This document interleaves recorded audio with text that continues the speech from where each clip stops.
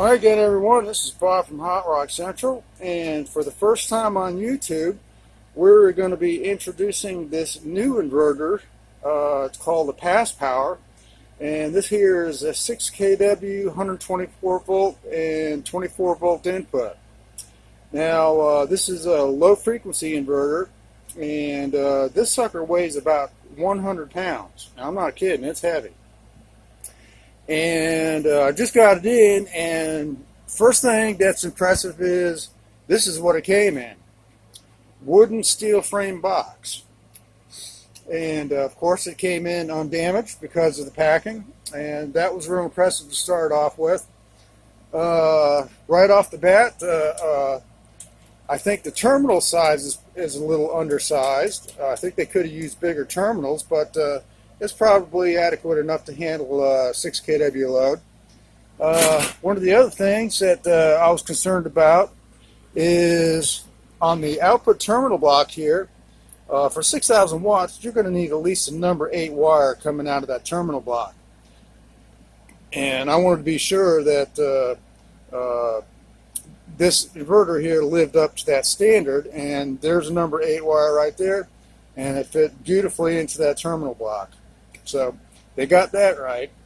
Now the next step is going to be pull the hood off this thing, and I want to see what the feed wire is coming off the inverter going into the terminal block, and make sure that it is also number 8 wire or better, to make sure that this inverter was quality built.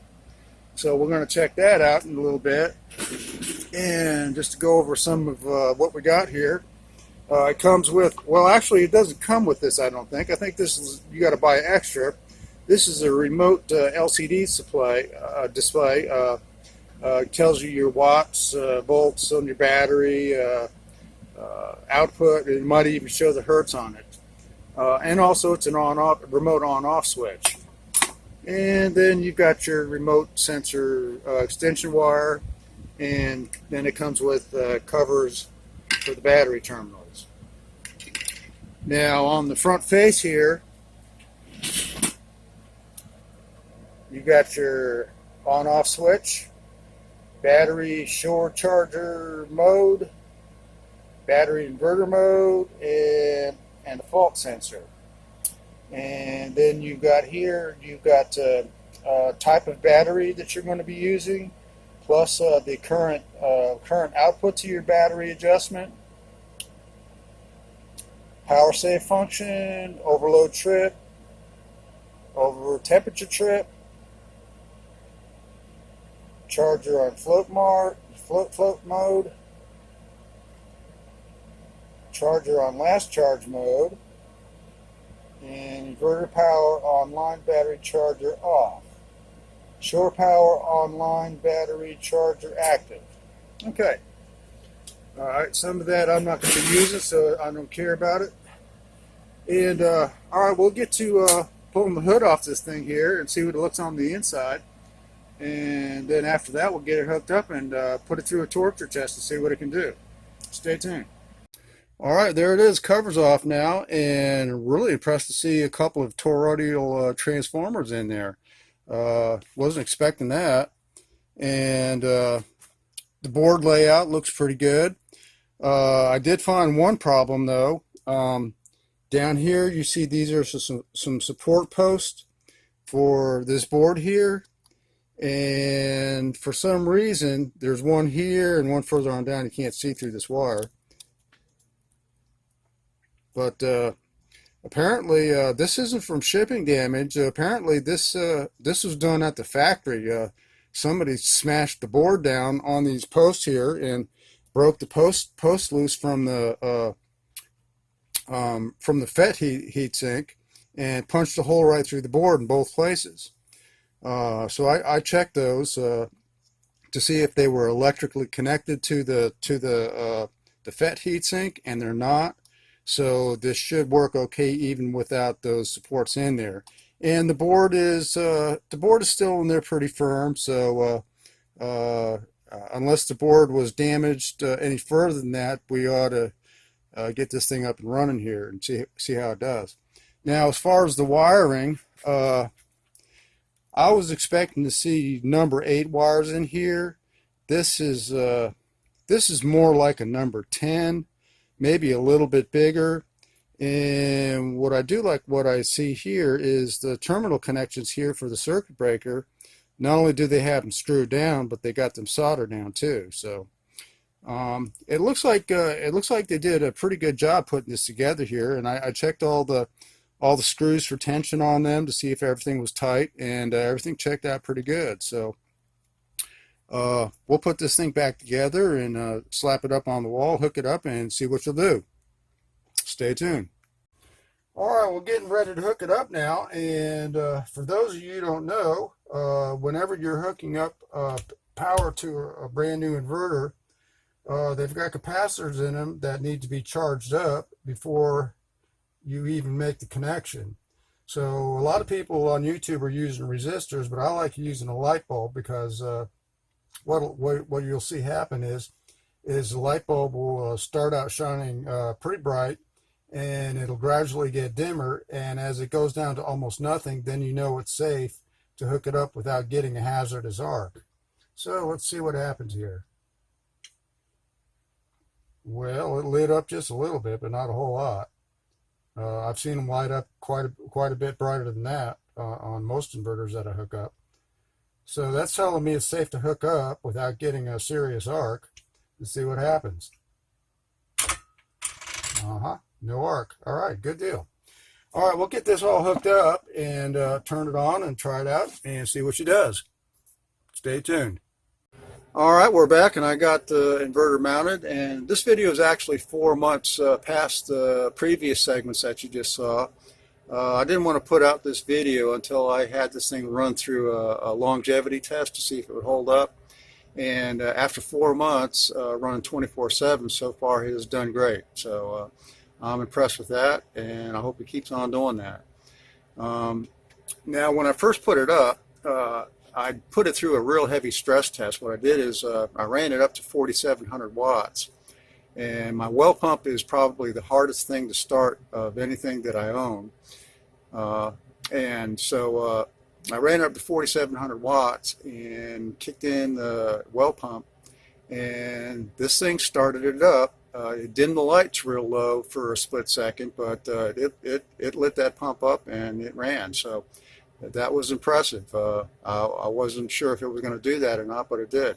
And just as an example, over here, this is my very first inverter. This is a 4 kW low frequency inverter, and it's got a 12,000 watt surge on it, and it would start up the pump sometimes, and sometimes it wouldn't. So that just goes to show you how much power that pump draws when it kicks in. Now, I'm going to duplicate that test again today now that this thing has had a good workout, and see if it'll do that again. But before we do that, I'm going to go into a few things here. What I've got here is a thermostat that I've got sitting on the top of one of the exhaust vents, and I've been looking at the temperature to see what it runs at, and this runs between 85 and 115 degrees. And surprisingly, the fan in it isn't a real high velocity fan. It's kind of mediocre. You know, it's not real low and it's not real high. And it doesn't run all that much, but amazingly, for a unit this size that puts out this much power, it keeps this thing pretty cool. And I love the quiet on it because compared to this Gentry solar inverter over here, if I was running it at 5,000, 6,000 watts, it would be screaming like a jet engine. So I'm loving the peace and quiet of this pass power inverter here. And then I'm not sure if this comes with the unit or if it's an extra, but I got it with mine. And this is a remote on-off and monitor sensor. And it's pretty simple, rudimentary. It doesn't really tell you a whole lot. Like it's saying that my batteries are at 80% and they're fully charged. So I mean that's just relative. And just it shows you the output there. And this has a 50 amp charger built into it, so if you have it hooked up to an AC outlet or your generator, it'll tell you what power is coming in. One thing I don't like about this monitor is that it shows the load in a bar graph.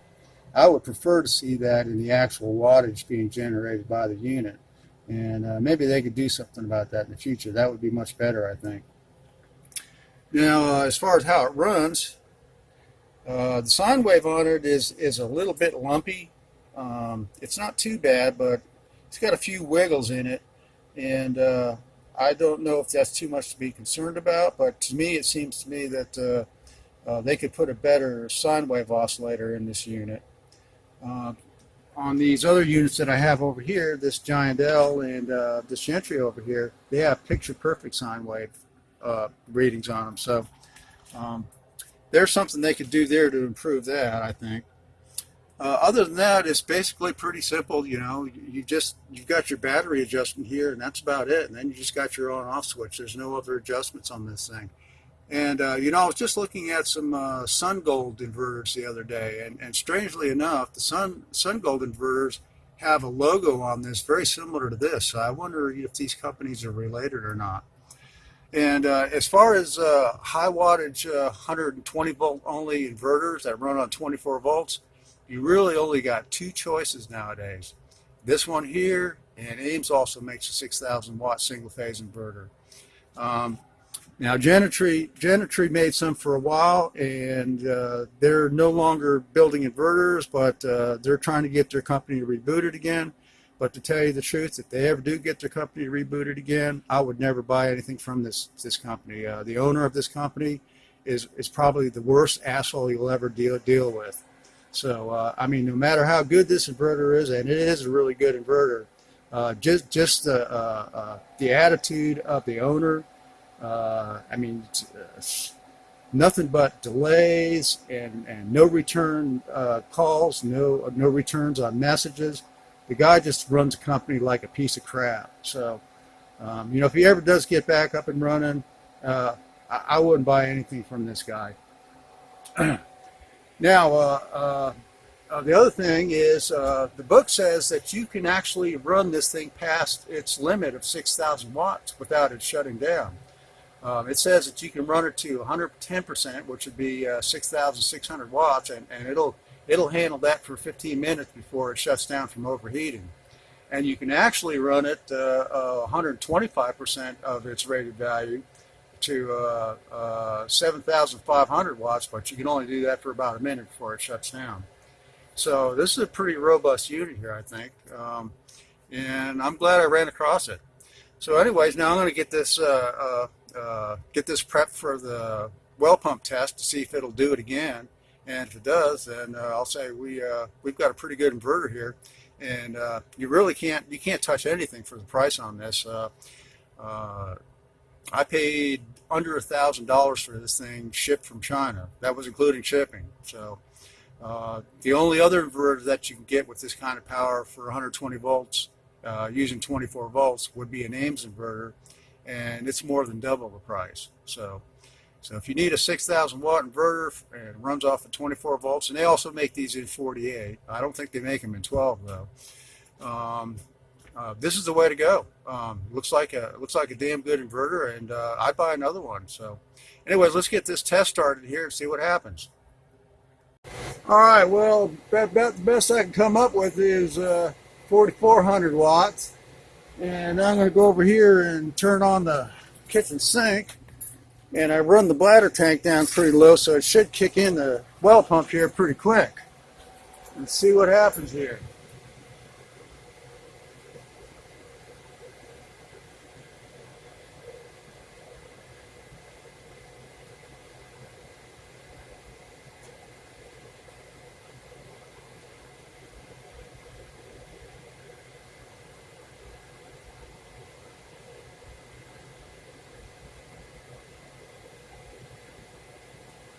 All right, look at that.